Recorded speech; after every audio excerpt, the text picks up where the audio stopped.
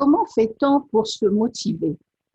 Vous savez, cette motivation qui vous donne envie d'accomplir des tâches, d'apprendre de nouveaux savoirs avec enthousiasme. La réalité pour plusieurs élèves et étudiants, je ne sais pas pour vous, mais la motivation n'est pas toujours au rendez-vous. Sachez que la motivation, elle fluctue, elle va, elle vient, et il arrive même qu'elle disparaisse, purement et simplement. Alors, comment faire pour la retrouver? Aujourd'hui, je partage avec vous 3 clés que j'ai mis en place moi-même et dans mes ateliers et qui ont donné des résultats. Bonjour, vous avez avec vous Fatima Zora, je suis enseignante et coach en efficacité créative et experte en mind mapping. Ma passion est de trouver des méthodes simples pour améliorer l'efficacité et la créativité des élèves. Allons-y pour la première clé. Se fixer des objectifs.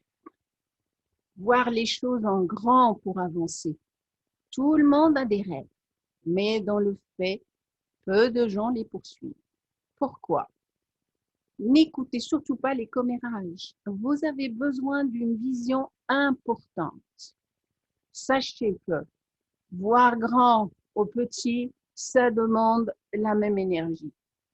Quand on sait où on va, ce qu'on veut accomplir, c'est plus simple de se motiver.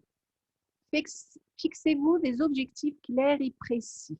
Exemple, réussir mes études, il faut établir des actions claires pour les concrétiser et passer à l'action. Parce que sans passage à l'action, votre objectif ne sera qu'un rêve et ne verra jamais le jour. Passons maintenant à la deuxième clé. C'est ce que j'appelle la méthode des 7 minutes. Et pour cela, c'est simple.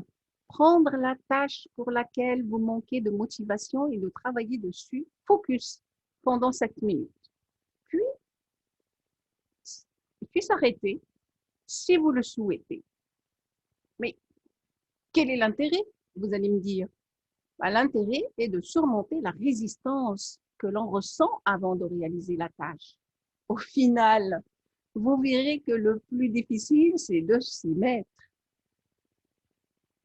Et maintenant, on va voir la dernière clé qui est si importante aussi. Apprendre de ses erreurs. D'un côté, on dit que l'erreur est humaine. Et de l'autre côté, on se culpabilise et on culpabilise l'autre. Alors, il est important de changer et de voir l'échec ou l'erreur comme un stimulant qui vous instruit en disant que ça, c'est à pas refaire. Maintenant, je le sais. Donc, j'ai appris que cette façon de faire ne marche pas. Et je teste autre chose jusqu'à l'aboutissement.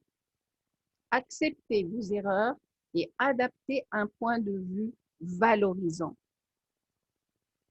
Voilà, donc vous avez appris qu'il est important d'apprendre à se motiver pour ne pas abandonner vos rêves. Donc, partagez dans les commentaires, là en dessous, vos clés, si vous avez des clés de motivation. Et n'oubliez surtout pas de partager avec vos amis.